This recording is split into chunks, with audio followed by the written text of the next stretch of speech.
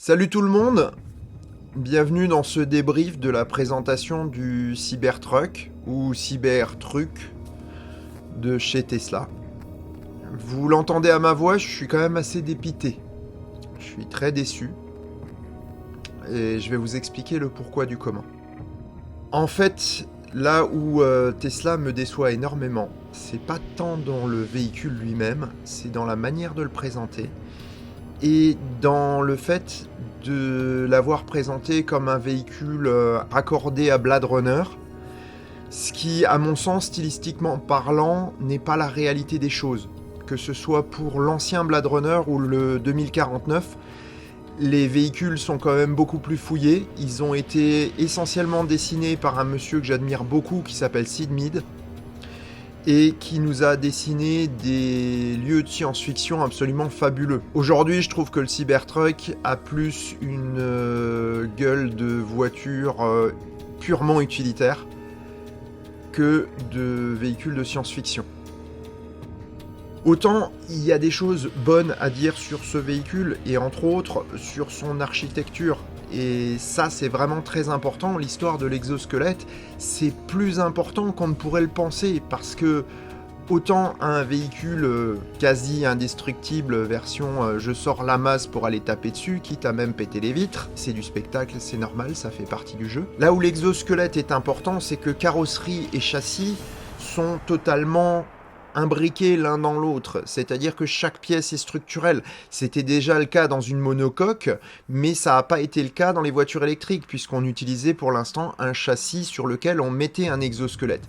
Là, en fait, il semblerait qu'il n'y ait plus de châssis du tout. De plus, quand on voit la forme du véhicule et la manière dont il est fait, rappelez-vous le petit dessin du modèle Y avec la machine à emboutir qui emboutissait la voiture d'une pièce.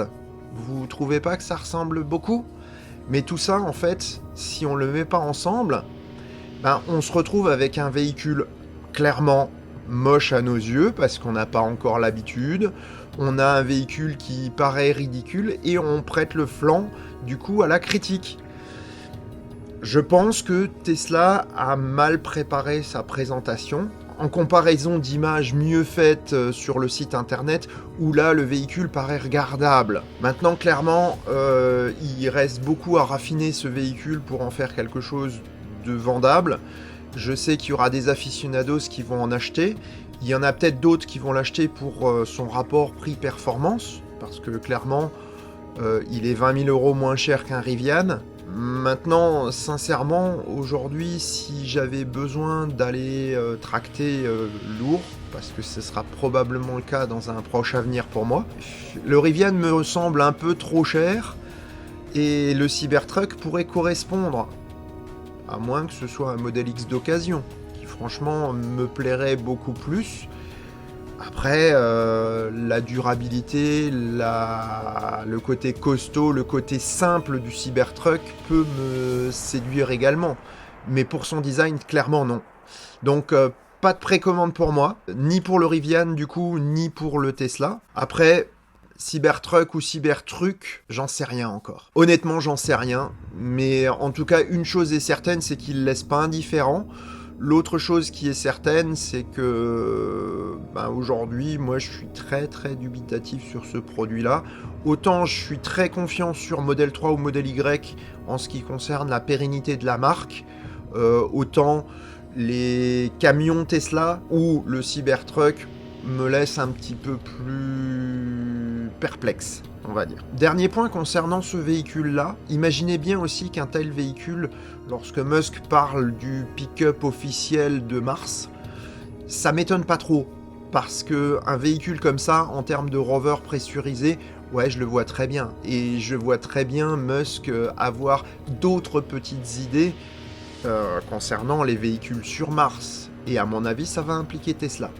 Donc oui, la vision à court terme fait que ce véhicule peut paraître un truc bizarre. Si on regarde le long terme, et entre autres l'exploration martienne, pourquoi pas. Il s'inscrit tout à fait dans l'image et dans l'avenir de Tesla, donc je suis entièrement d'accord de ce côté-là. Maintenant, à voir, n'hésitez pas à me donner votre avis en commentaire. qu'ils vous plaisent ou qu'ils vous plaisent pas. Tous les avis sont légitimes. Et puis, du coup, on va pouvoir enrichir la discussion parce que je sens qu'il va faire beaucoup couler d'encre, beaucoup couler de salive, ce véhicule.